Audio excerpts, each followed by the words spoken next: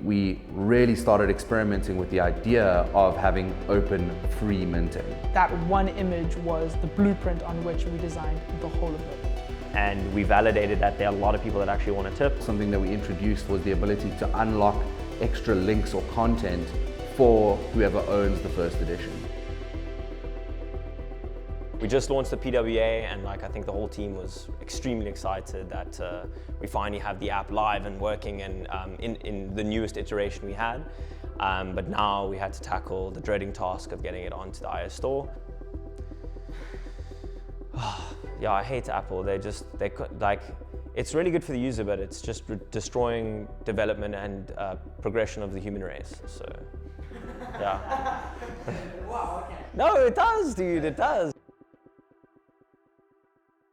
Dealing with Apple has never been fun. iOS makes it really, really hard for developers, and the most frustrating thing is I kind of understand why. Apple makes it difficult so that the quality of applications that get onto the store are very high, because you have to be a very serious business or a very serious developer, at least, to go through all of the hoops that you have to jump through to get it live on the iOS store. The only way this platform works is if you use a PWA. Don't worry, it sounds complex, it's not. Just click this button, it adds to your screen, it behaves like an app. You're installing the app, but it's not from the Apple Store. This is gonna say, dude, no Apple accept fees, no this, no that. Dude, deployment time, because we don't need to be reviewed. Yeah. Okay, Josh, we're we're stoked up on a different solution. But we're also saying fuck you to Google and Apple. Wait, can I say this on camera? Because I'm actually fucking pissed. Fuck you, Google and Apple. You are fucking horrible.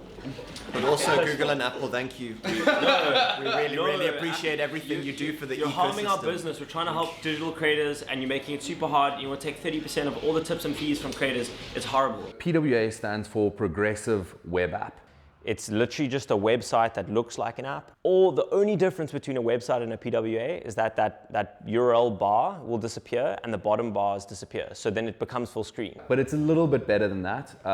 There's also some functionalities where it downloads all of the files directly onto your phone. So it's like installing the app. You don't have to get an app via an app store. You just go to the website and you download it. You just add to home screen. So just to add on that, we're going to pretty much just go ahead with the PWA, it seems. Yeah. So everyone can start signing up, everyone can start doing stuff, probably, but I'm 99% sure by the end of today. We rediscussed strategy as well, and because of Apple Pay's kind of issues, we're like, fuck, it's more important to focus on the app and everything being perfect, and if we have to push forward as a PWA, we will.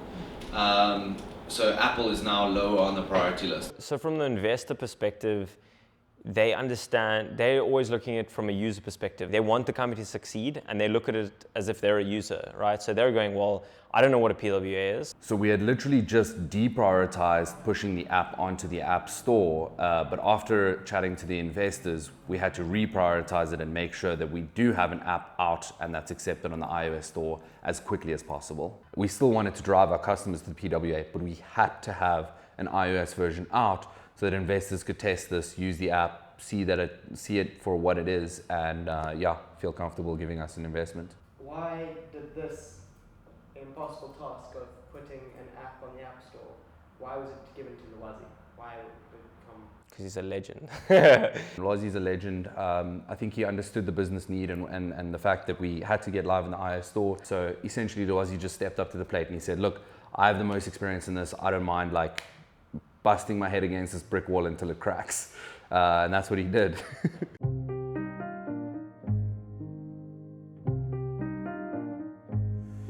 It was a task that I never used to like. Apple can be horrible, can give you nightmares. So on our first release, we got rejected on the 21st of May. They needed information, so they couldn't log in on the app.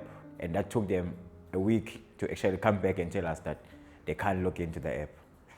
So I had to give them logins again, write a whole paragraph and be like, this is how you have to log in. You use this and that, and then you click login.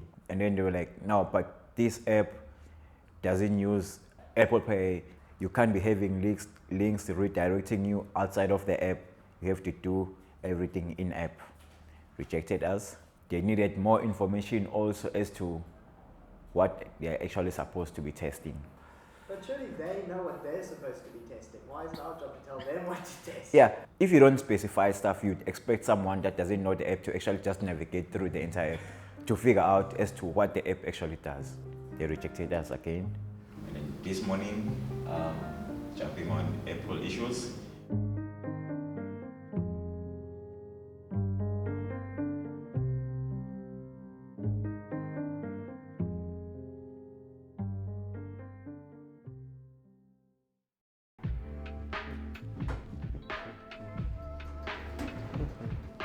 Hello, and welcome to Momint HQ. Let me show you around.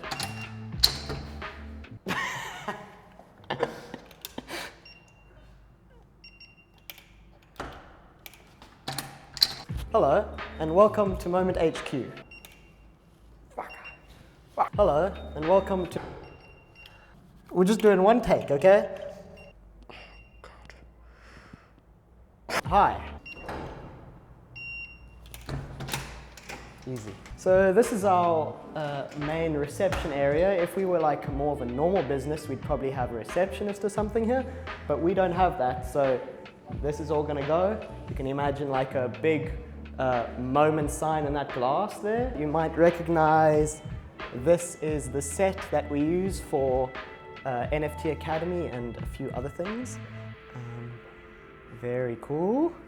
Then through here is the main area, and this is the space we rarely use in the office.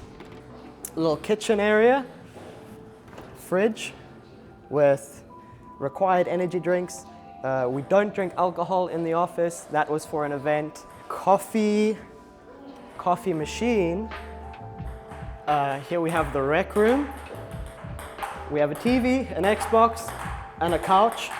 What more do you need? Here's the main workspace.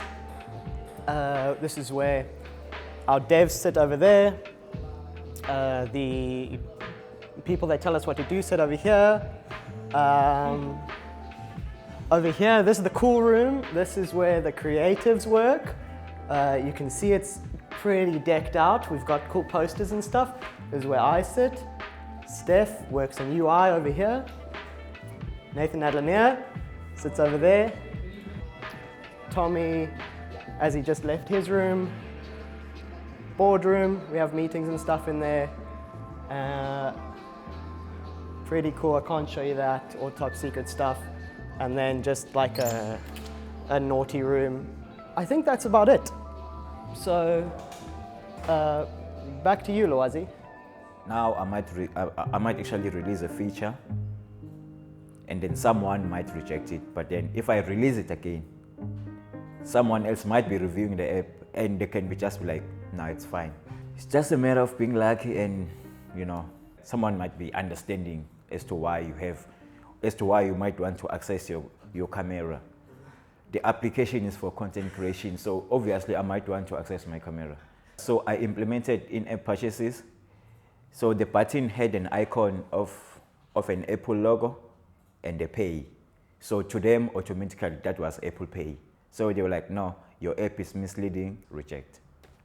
So I just had to change the button to just say confirm. I just hope that this new update method is just gonna work and then update the app. Otherwise, I'm gonna have to go to the drawing board with Ionic support. And Surely the more times they approve us, like the easier it gets. Yeah, definitely. Yeah, that's why the latest version, they just approved it within less than an hour, basically. It was live. They checked, they saw the share icon, then they clicked on that, they shared the profile, and then they just approved.